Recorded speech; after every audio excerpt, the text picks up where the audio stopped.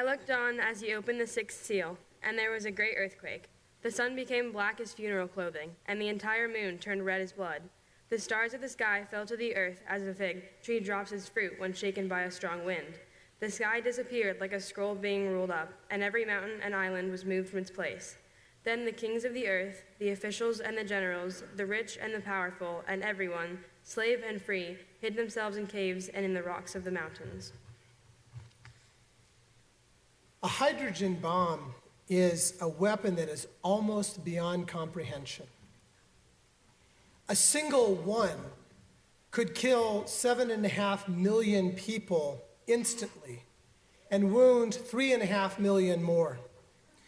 If such a thing happened in a city like New York, for example.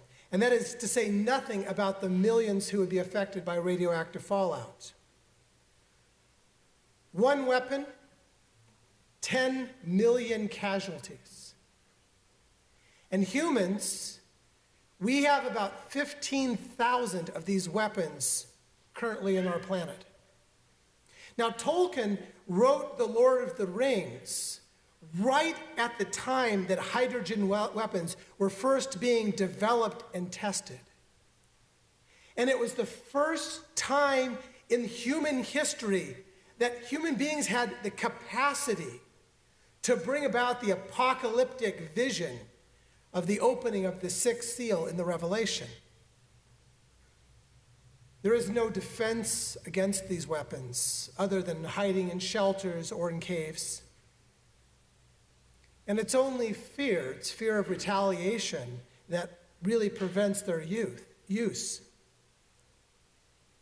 The ring of power in Tolkien's mind was this image of this kind of power in his Middle-earth saga. It was the ultimate power that was sought by nations, by dictators and dark lords, presidents and princes.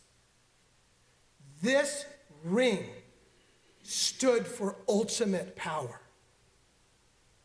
The power to force other people to agree with you.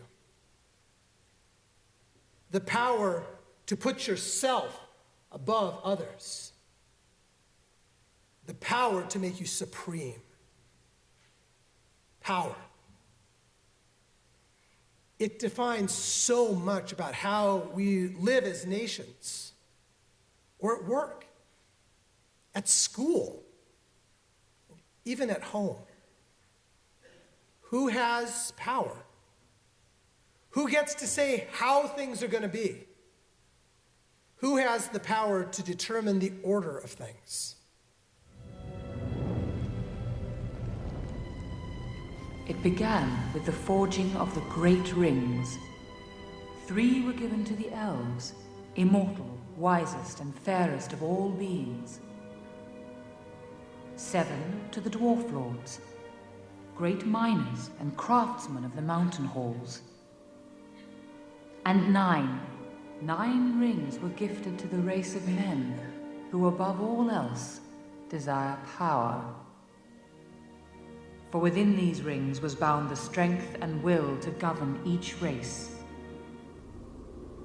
But they were all of them deceived, for another ring was made. In the land of Mordor, in the fires of Mount Doom, the Dark Lord Sauron forged in secret a master ring to control all others. And into this ring he poured his cruelty, his malice, and his will to dominate all life. One ring to rule them all. The Dark Lord Sauron, that was Tolkien's character. He's the Dark Lord who forged the Ring of Power. And he had a plan to achieve power. And so he offered out other rings almost like they were candy. But like all tyrants, whether you're in middle school or you're in Middle Earth, the quest for power is deceptive. Sauron didn't come as that nasty-looking, huge guy in armor. Sauron disguised himself as one of the Valar, one of the archangels. He came as a beautiful messenger of hope. And through those beautiful rings that he shared out with all of these others, he made people feel empowered with a sense of their own greatness, their own strength. He offered them the world. Then the Spirit led Jesus up into the wilderness so that the devil might tempt him. After Jesus had fasted for 40 days and 40 nights, he was starving. The tempter came to him and said, "Since you are God's son, command these stones to become bread." Jesus replied, "It's written, people won't live only by bread, but by every word spoken by God." After that, the devil brought him into the holy city and stood him at the highest point of the temple.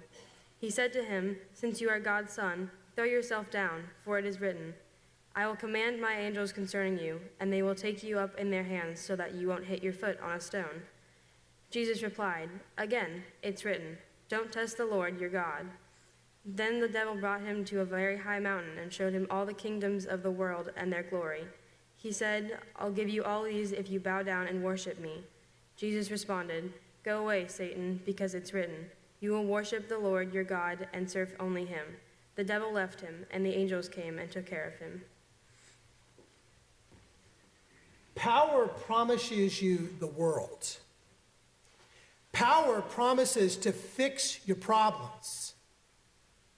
Power is tempting.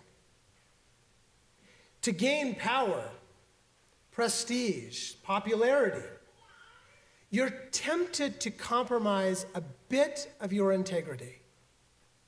But you can excuse it. There's always an excuse for it.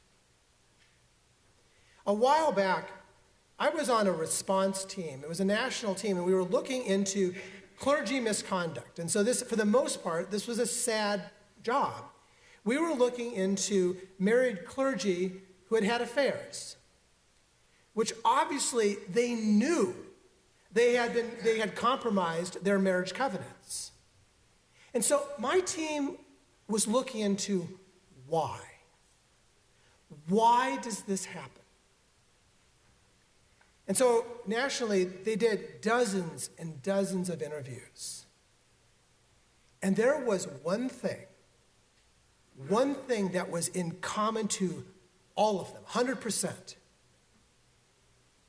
Each person, 201, believed that their case was special.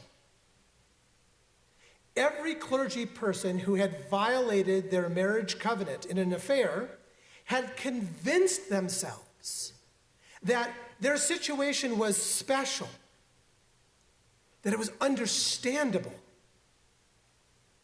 and excusable.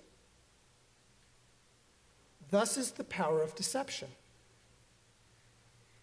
It finds you in a weakened state, and it gets you to believe that it's okay.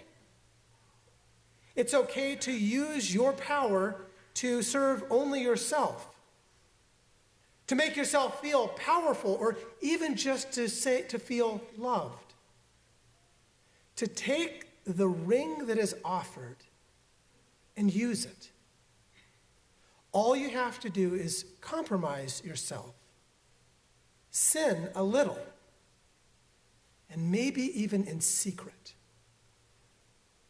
The deceiver, the tempter, tries to get Jesus to give into the power of pride, to compromise himself in a weakened, starving state, to compromise himself just a little, even in secret while you're out in the desert. It isn't that first flirtatious smile that is a reason to call up divorce papers. It's about the deception. That deception that promises you the world, promises to make you feel great. And the difference between the power to make yourself feel good, even while you know that you're hurting another person, the difference between that kind of power and a power struggle that leads nations into these attempts to dominate each other with horrible weapons of mass destruction. The difference isn't power, it's just a difference of degrees. In the heart, in the human heart, the quest for power is the same. The path of a Christian is different. There isn't a quest in a Christian path for ultimate power. Because even armed with nuclear weapons, these horrible, powerful weapons, even with that power, next to the power of the universe, that power really isn't much. This is because the foolishness of God is wiser than human wisdom, and the weakness of God is stronger than human strength. Look at your situation when you were called, brothers and sisters. By ordinary human standards, not many were wise, not many were powerful, not many were from the upper class. But God chose what the world considers foolish to shame the wise. God chose what the world considers weak to shame the strong. And God chose what the world considers low class and low life, what is considered to be nothing, to reduce what is considered to be something to nothing. So no human being can brag in God's presence. It is because of God that you are in Christ Jesus. He became wisdom for God for us. This means that he made us righteous and holy, and he delivered us. For a Christian, our power flows from our humility, our willingness to sacrifice freely to serve others. True power flows from being in Christ, being compassion.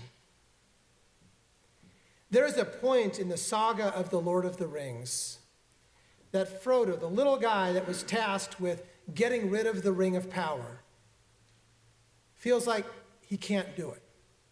And so he offers to give up the Ring of Ultimate Power to another very powerful and beautiful and wise elf named Galadriel. If you ask it of me, I will give you the One Ring. You offer it to me freely.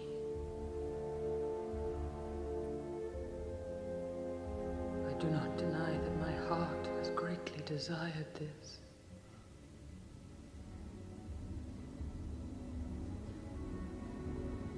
In place of a dark lord, you would have a queen! Not dark, but beautiful and terrible as the dawn! Treacherous as the sea! Stronger than the foundations of the earth! All shall love me understand!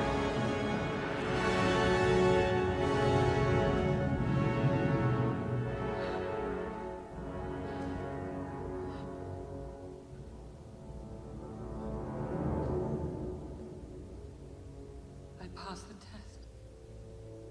I will diminish and go into the west and remain Galadriel.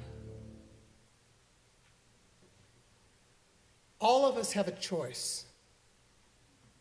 We can accept the deception of power and chase those false dreams that offer you the world, but they come at a cost. We all have a choice to pursue that kind of power in this world or to renounce the powers of evil. You can choose another way, a way that offers a sense of peace instead of power, of faithful love instead of playing games, of service instead of selfishness. I offer you a way of one baptized into that kind of power. I offer a way of living that many people have and will continue to call foolish. Because it isn't about what the world considers cool or powerful or prestigious. Yet it will allow you to find a fullness and a meaning to this life that nothing can match. It will give you a sense of dignity, of self self-worth that no amount of money can buy. This is true. This is the path, the way of Christ. And I believe that there is hope remaining for this world by people freely choosing this path for themselves. Now, there are some young people in our church community, you guys, who have been considering this path and what it means, what it's going to ask of you. And they're at a point on their journey that they've made some decisions. For one, it has led her to accept the costs and joys of discipleship in baptism. For some, it has led them to confirm the baptismal vows that were once made for them. And for all of them, they have decided to commit themselves to the continuing journey, to be a part of this church community, this family.